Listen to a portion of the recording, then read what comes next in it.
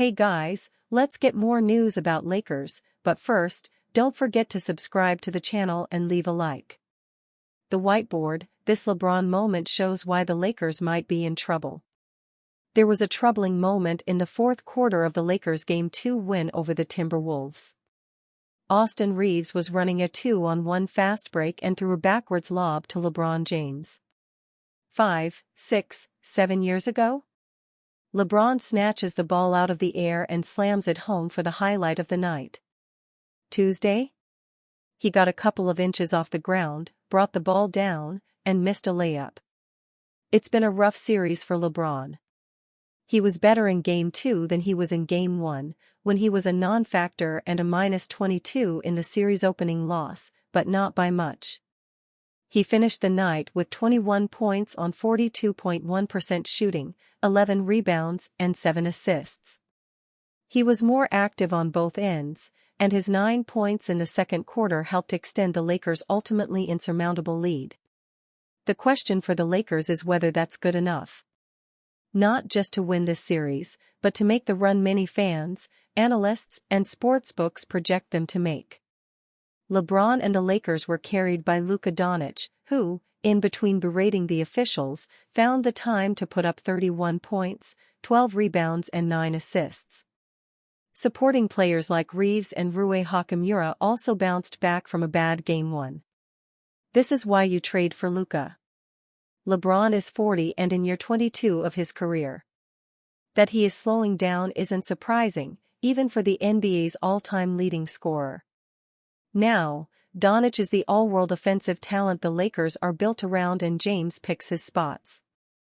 It could be enough to beat the Timberwolves. After a dismal performance to open the series, the Lakers' defense was better in Game 2. They gave up fewer open threes and held Minnesota to an offensive rating of 80 points per 100 possessions in the halfcourt, per cleaning the glass. But the Timberwolves didn't do themselves any favors. Anthony Edwards has been bad this series. He's been an inefficient shooter, 41% overall across 2 games, and after making some nice passes for 9 assists in Game 1, had 0 assists in Game 2. Edwards is capable of greatness on this stage, as we saw against the Denver Nuggets in last year's semifinals and for moments against Luka's Mavericks in the Western Conference Finals, and of uncorking a classic in a hurry. In some ways, the Timberwolves are fortunate to be going back to Minnesota 1-1. In what was billed as a marquee matchup of stars spanning generations, the Stars have mostly fallen short of their billing. It's worth noting that LeBron has patiently been nursing an early March groin strain that sidelined him for 7 games. If he can recover and get somewhere closer to 100%, maybe he starts finishing those lobs at some point in these playoffs. Even with the injury, LeBron was the orchestrator of the Lakers' fast break in Game 2, was more engaged defensively and stuffed the box score. Maybe that version of LeBron is enough for the first round. Luka Doncic had a falling out with new Mavericks owner weeks before becoming a Laker. Even months after his trade to the Los Angeles Lakers, details continue to emerge surrounding the trade of Slovenian superstar Luka Doncic.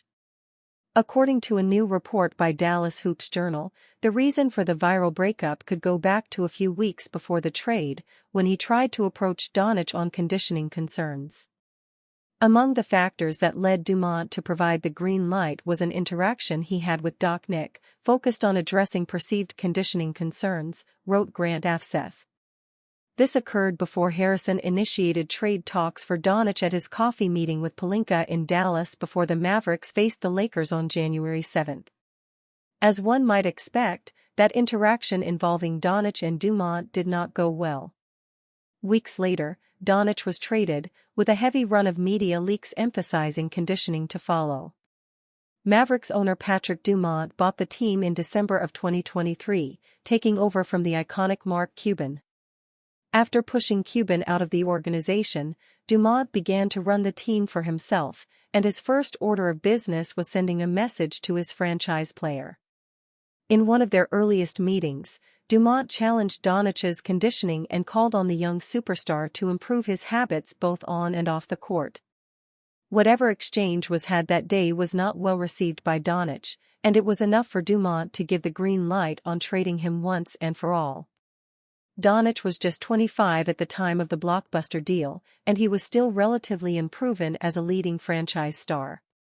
After drafting him third overall in 2018, the Mavericks gave Luka all the power as they worked to build a proper team around the 5X All-Star.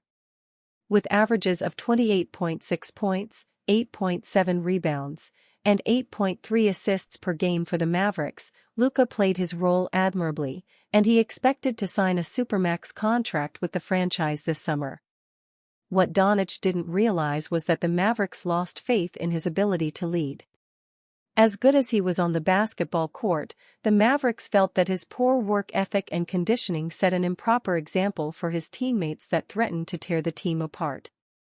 In the pursuit of defense and a true championship mentality, the Mavericks gave up Doncic to welcome Anthony Davis, and it's a moment that will forever be remembered in NBA history, for all the wrong reasons.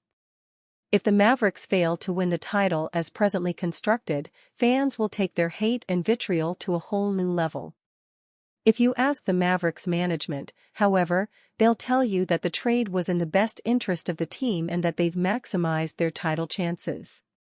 With Anthony Davis, Kyrie Irving, and Klay Thompson, the Mavericks do have a path to success in the West, but any attempt at a redemption arc will have to wait until next year.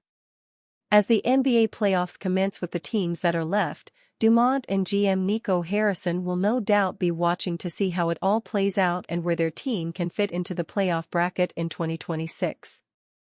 Besides good health and solid team chemistry, the Mavericks will need a lot to go right to justify the trade, but Dumont still feels that he made the right choice after getting to know Doncic for himself while he was still in Dallas. NBA trade idea sends perfect center for Luka Doncic to Lakers. The Los Angeles Lakers traded for Charlotte Hornets center Mark Williams at the February trade deadline after Luka Doncic told Rob Pelinka the type of big man he likes to play with. However, the Lakers-Hornets trade was rescinded after Williams failed his physical with Los Angeles. After trading Anthony Davis to the Dallas Mavericks in the Doncic trade, the Lakers started Jackson Hayes at center. The Texas product averaged 8.2 points and 5.5 rebounds after the Davis-Doncic trade. While Los Angeles is in the playoffs this year as the third seed, most experts believe the team needs to upgrade the center spot this offseason, and one NBA analyst thinks Pelinka should make another trade with the Brooklyn Nets. Pelinka has a rapport with the Nets front office. He traded D'Angelo Russell and Maxwell Lewis to Brooklyn for Dorian Finney-Smith and Shake Milton in December. Greg Swartz of Bleacher Report proposed that the Lakers trade Dalton Knecht, Rui Hachimura, and a 2025 second-round pick to the Nets for Nick Claxton this summer. Claxton, 26, would be a big upgrade over Hayes, Swartz wrote. He's a potential defensive anchor who blocked 1.4 shots per game and held opponents to a solid 58.7% shooting at the rim this season to go along with 10.3 points and 7.8 rebounds per game. Signed for the next 3 seasons on a contract that actually decreases by about $2 million per year, he'd be an affordable option for the Lakers in the middle. Claxton appeared in 70 games for the Nets this season, while shooting 56.3% from the field. If Pelinka figured out a way to acquire Claxton, Lakers head coach J.J. Redick could start Doncic, Austin Reeves, Finney-Smith, LeBron James, and Claxton next season. The 26-year-old Claxton has career averages of 10.3 points and 7.7 rebounds. He will make $25.4 million next season. Notably, just days back, Jovan Buha of The Athletic had also proposed Claxton to be a possibility for the Lakers.